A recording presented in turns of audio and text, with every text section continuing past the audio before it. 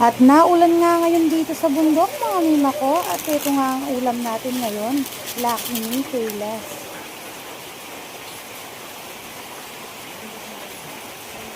Lucky me. Mamay.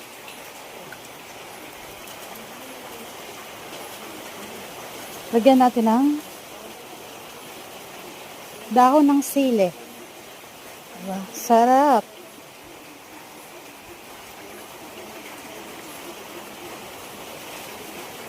Dagdagan natin para healthy naman kahit paano ang ating sabaw.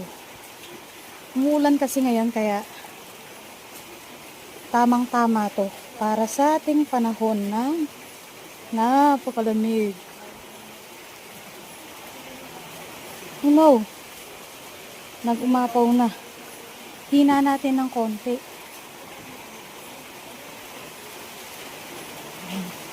Para di mag-apaw. Magkuha tayong kutsara.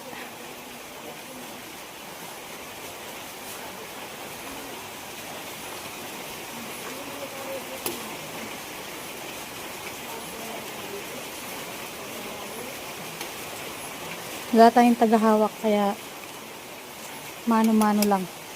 Lagyan na natin ng itlog. Wait lang ha. At yan nga mami, nilagyan ko na nga ng itlog. 3 itlog nga pala.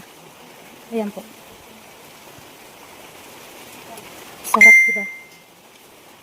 Tamang-tama sa mainit na panahon. Okay na to. Tara kain.